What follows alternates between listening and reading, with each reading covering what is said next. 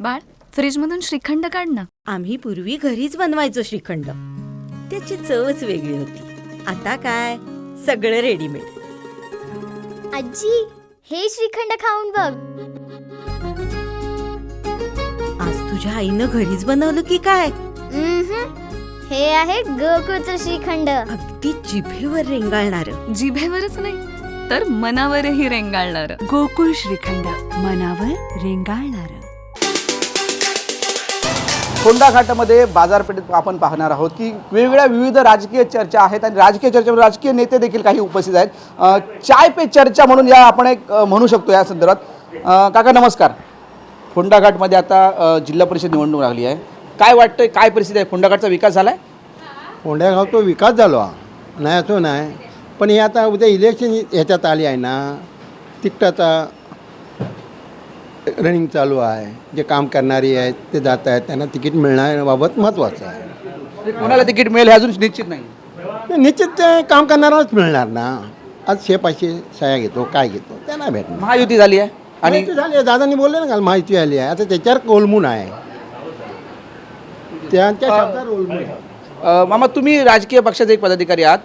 काय सांगाल, काय परिस्थिती नेमकी फोंड्याची? आज फोंड्याची वस्तुस्थिती चांगल्या प्रकारे आहे. या महायुतीमध्ये भरपूर भाजप, राणे, आमदार, तुमचे खासदार यांचा खरोखरच इकडे लक्ष असून जवळजवळ 99% कामं झाली आहेत. आणि ती जर कामं तुम्हाला पाहिजे असेल तर मी त्या स्पॉटवर तुम्हाला नेऊन दाखवतो. इथून कोणच वंचित राहिलं नाही. फक्त राहिलेला प्रश्न आहे कुठला? आमच्या बाजारपेठेचा. कारण ट्रॉपिंगमध्ये हा बी प्रश्न आमदार साहेबांनी आणि हे सर्वांनी उचललेला होता, महायुतीमार्फतसुद्धा उचललेला होता. परंतु काही लोकांनी त्याला स्टे लावल्यामुळं हा तेवढा फक्त बाजारपेठेचा प्रश्न राहिलेला एक मुद्दा, ब्रिज आता पाडणार आहे तर रस्ता मिळणार नाही, तो एक मुद्दा समोर येतोय. नाही. सध्या चालू आहे. ड्रायव्हिंग सीन काढलेलं आहे. तुम्ही आता जाऊ शकता. इथून किती 5 मिनटावरच आहे दोन्ही रस्ते. आणि असंच ठरवलेलं आहे आमच्या इथे की 6 सीटरच्या गाड्या फक्त सोडायच्या, 6 टायराच्या गाड्या सोडायच्या, लोडच्या गाड्या बंद करायच्या. याचं कारण काय आहे? ह्या फोंडा बाजारपेठेत हे ट्रॉफिक नसल्यामुळं मागे 2 माणसांचे ॲक्सिडेंट होऊन त्यांचे मयत झाले. पण माझं असं एकच म्हणणं आहे, एवढं सगळं केलं आहे. मी बी राजकारणातलाच माणूस आहे. आज जवळजवळ 39 वर्ष साहेबांबरोबर, म्हणजे राणे साहेबांबरोबर, मी राणे साहेबांचा कट्टर असल्यामुळं मी त्यांच्याबरोबरच आहे. अजून मी लोकांगत इकडे तिकडे कुठे गेलेलो नाही. कारण त्यांच्या माध्यमातून आणि आता ज्यावेळी राणे साहेबांनी आमच्या भाजपमध्ये प्रवेश केला त्यावेळापासून भाजप आणि राणे साहेब यांच्या माध्यमातून अनेक कामं झालेली आहेत. पण त्याच्याकडे जरा एवढा लक्ष द्यावा. कारण त्यांचाही नाईविलाज झाला. राणे साहेब इथे, नितेश साहेब जवळजवळ 3 ते 4 वेळा आले होते. राधाकृष्णाच्या देवळात बैठकी झाल्या, इथल्या गावातल्या लोकांना बोलवलं. पण काही जरी विशिष्ट लोक असतात ना, त्यांच्यामुळं हा सगळा राहिलेला आहे.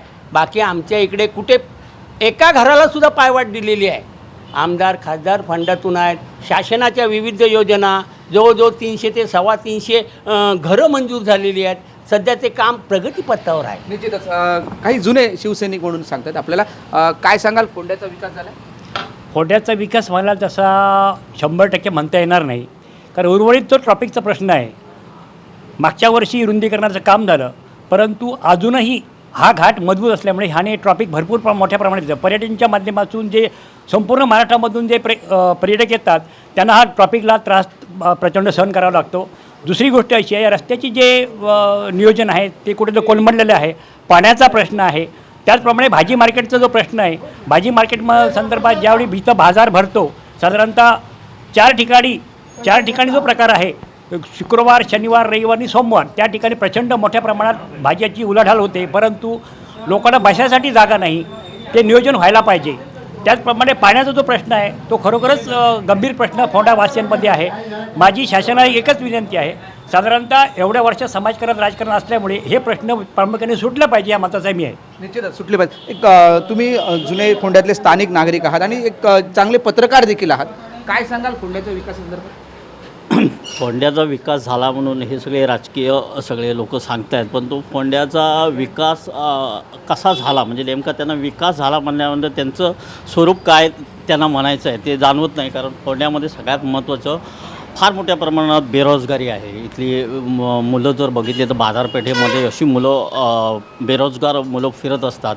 त्यांना कुठेतरी रोजगार मिळणं गरजेचं आहे. दुसरी गोष्ट, फोंड्यात क्रीडाचं वलय असलेलं फोंडा हे गाव आहे. म्हणजे पूर्वी कबड्डीसाठी फोंडा प्रसिद्ध, पूर्वी क्रिकेटसाठी फोंडा प्रसिद्ध होतं. तर त्यांचं एक इथे सुसज्ज क्रीडांगण व्हावं, इथल्या मुलांना त्याच्यातून तिथे सराव करायला मिळेल, त्याची एक मागणी आहे. ती आत्तापर्यंत कुठल्याही लोकप्रतिनिधीने घेतली नाही. मला वाटतं आत्ता येणारे लोकप्रतिनिधी त्याच्यामध्ये लक्ष घालतील. आमच्या फोंड्याच्या बाजूलाच एक इरिगेशन कॉलनी आहे. तिथे जवळजवळ 20-25 एकर जमीन जी इरिगेशनची आहे तिथे पडून आहे. तिथे प्रस्तावित जो क्रीडांगण आहे तिथे व्हावं किंवा तिथे एखादी छोटी मिनी MIDC यावी, जेणेकरून हा रोजगार होईल. फोंड्याचा रोजगार झाला म्हणजे आजूबाजूच्या पंचकृषीचा रोजगार होईल आणि त्या दृष्टीने येणाऱ्या लोकप्रतिनिधींनी लक्ष घालणं गरजेचं आहे. निश्चितच रोजगार पाहिजे आणि क्रीडांगण इथल्या खेळाडूंना पाहिजे असं देखील स्थानिकांचं म्हणणं आहे. आपल्याला सांगितलं आहे, काही ज्येष्ठ नागरिकांनी आपले देखील सांगितलं आहे की रोजगाराचे प्रश्न आहेत आणि असे बरेच प्रश्न आहेत जे फोंड्याचे अजून होणं बाकी आहे. त्यामुळे जो कोण उमेदवार येईल त्यांनी हे प्रश्न सोडवावे अशी इथे स्थानिकांची इच्छा आहे. कॅमेरामॅन साहिल बागवेसह उमेश बुचडे, कोकण सात लाईव्ह, कणकवली.